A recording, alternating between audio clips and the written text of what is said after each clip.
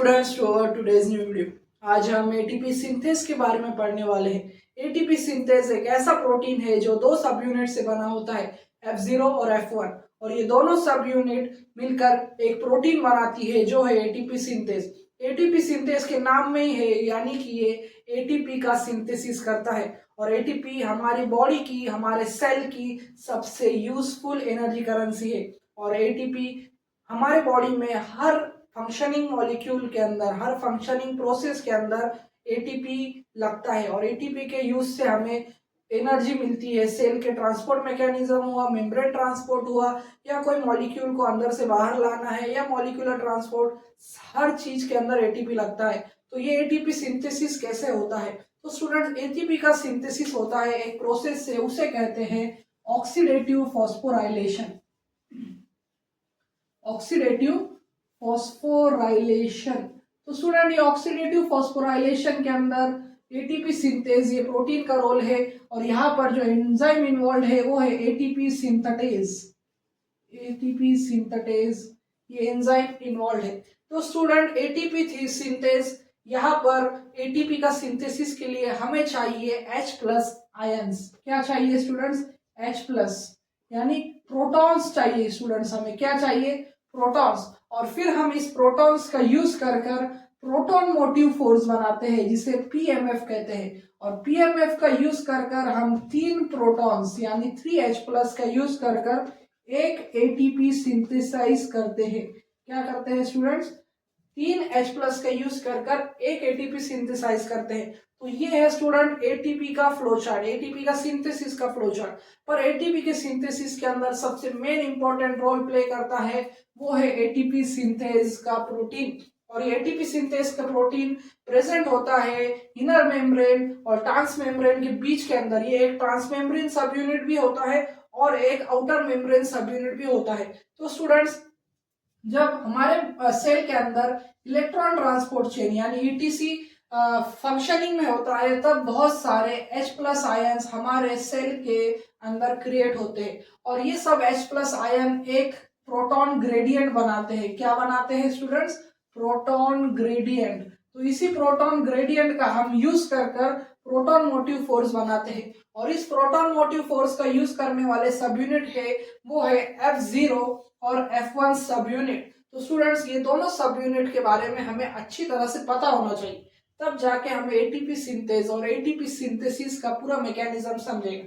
सबसे पहले हमने फ्लोचार्ट देख लिया, और फिर प्रोटॉन ग्रेडियंट कैसे क्रिएट होता है, और फिर प्रोटॉन मोटिव फोर्स का यूज कैसे होता है वो देख लिया। ईटीसी प्रोटॉन ग्रेडियंट क्रिएट करता है। तो अभी हम पहले स्ट्रक्चर ऑफ एटीपी सिंथेज समझने वाले हैं। तो स्टूडेंट, एटीपी सिंथेज के दो स्ट्रक्चर है, F0 F1। F1 सब यूनिट बनी होती है students alpha, beta, gamma, delta और एप्सिलॉन्स। तो यहाँ पर जो अल्फा और बीटा है, इनके 3 सब यूनिट होते हैं, यानी 3 अल्फा और 3 बीटा। और गामा, इन सब के एक सब यूनिट होते हैं।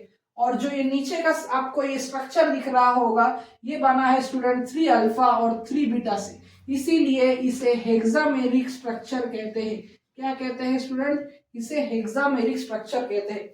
और फिर जो कनेक्टिंग स्ट्रक्चर है, यानी अल्फा बीटा गामा के जो कनेक्टिंग स्ट्रक्चर है वो है डेल्टा और एप्सिलॉन। और इनका भी क्या फंक्शनल रोल है वो हम देखने वाले हैं। तो स्टूडेंट्स, ये नीचे से हम देख रहे हैं, क्योंकि यहाँ पर जो मेन स्ट्रक्चर है एटीपी सिंथेस के अंदर वो ये हेक्सामेरिक स्ट्रक्चर है। यानी एटीपी का सिंथेसिस पूरा ये हेक्सामेरिक स्ट्रक्चर के ऊपर डिपेंड है। और फिर आता है ऊपर का स्ट्रक्चर, जिसे इंटर मेम्ब्रेन स्ट्रक्चर भी कहते हैं और इनर मेम्ब्रेन स्ट्रक्चर भी कहते हैं। और जो स्ट्रक्चर यहाँ पर बना होता है ए, बी और सी प्रोटीन से। तो स्टूडेंट्स, ए, बी, सी प्रोटीन ये ऐसे प्रोटीन्स है जो हमारे प्रोटॉन को सेल के अंदर लाने का काम करते हैं। तो स्टूडेंट, ए, बी प्रोटीन का काम क्या है? वो प्रोटॉन को सेल के अंदर लाते हैं। और फिर सी प्रोटीन क्या करता है? इस प्रोटॉन को ट्रांसफर कराता है आगे की तरफ। तो स्टूडेंट्स, ये हो गया F0 का स्ट्रक्चर, जिसके अंदर ABC प्रोटीन है। और जो हमारा F1 सब यूनिट है उसके अंदर अल्फा, बीटा, गामा, डेल्टा और एप्सिलॉन सब यूनिट है, जिसमें 3 अल्फा 3 बीटा है, जो एक हेक्सामेरिक स्ट्रक्चर बनाते हैं, जो मेनली रिस्पॉन्सिबल है एटीपी सिंथेसिस के अंदर। और गामा, डेल्टा और एप्सिलॉन ये सपोर्टिंग स्ट्रक्चर है। तो स्टूडेंट्स अभी हमने स्ट्रक्चरल सब यूनिट देख लिए F0 F1। अभी देखते हैं सिंथेसिस कैसे होता है और सिंथेसिस के अंदर कौन सी सब यूनिट का क्या रोल है। तो स्टूडेंट ABC सब यूनिट जो है यहाँ से प्रोटॉन को अंदर लाने का काम करती है, क्योंकि यहाँ पर प्रोटॉन मोटिव फोर्स यानी प्रोटॉन का एक ग्रेडियंट क्रिएट हो गया है, यानी high amount of proton present है।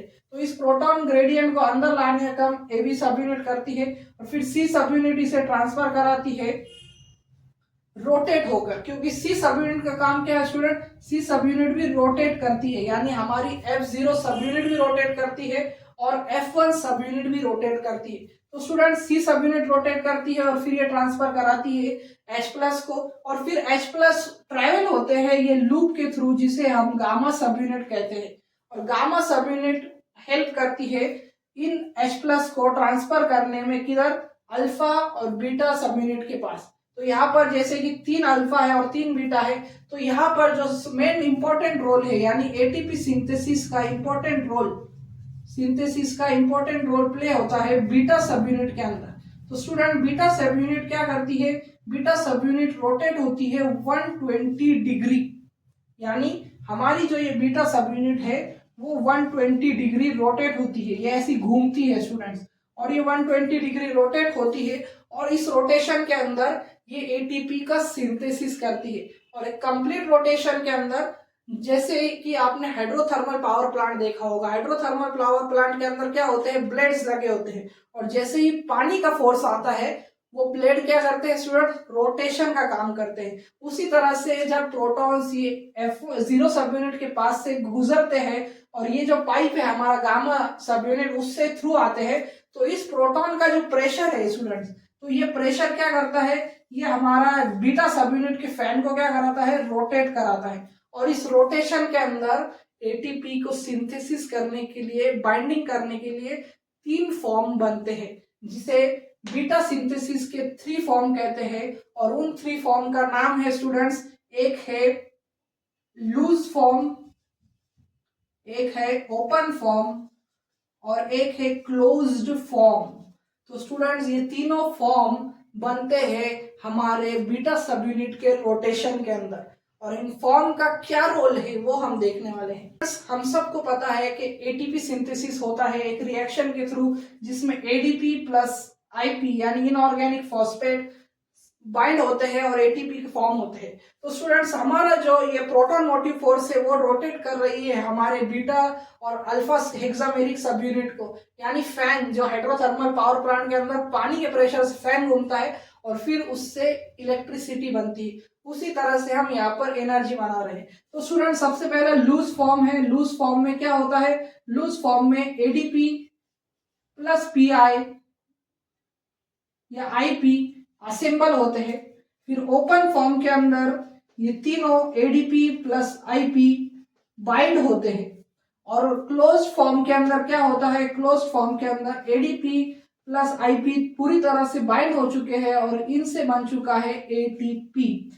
तो स्टूडेंट्स एक एटीपी हमें 16.3 किलो जूल या 34.3 किलो जूल की एनर्जी देता है। कितनी देता है, -33 मोल की एनर्जी देता है। तो स्टूडेंट्स एटीपी सिंथेसिस के अंदर ये 3 फॉर्म आपको याद रखने हैं, लूज, ओपन और क्लोज, जो बीटा सब यूनिट के रोटेशन के अंदर बनते हैं। और बीटा सब यूनिट ही इंपॉर्टेंट रोल प्ले करती है फॉस्फोराइलेशन के अंदर। किसके अंदर स्टूडेंट्स, बीटा सब यूनिट ही फॉस्फोराइलेशन के अंदर काम करती है। जो ऑक्सीडेटिव फॉस्फोराइलेशन से ये सब बने हैं हमारे प्रोटॉन्स, उनका यूज कर बीटा सब यूनिट फॉस्फोराइलेशन करती है। फॉस्फोराइलेशन क्या है, ये एडिशन ऑफ फॉस्फेट है, जिसके अंदर हमने देखा क्लोज फॉर्म के अंदर ADP plus IP tightly bound हो जाता है और हमें एटीपी मिल जाता है।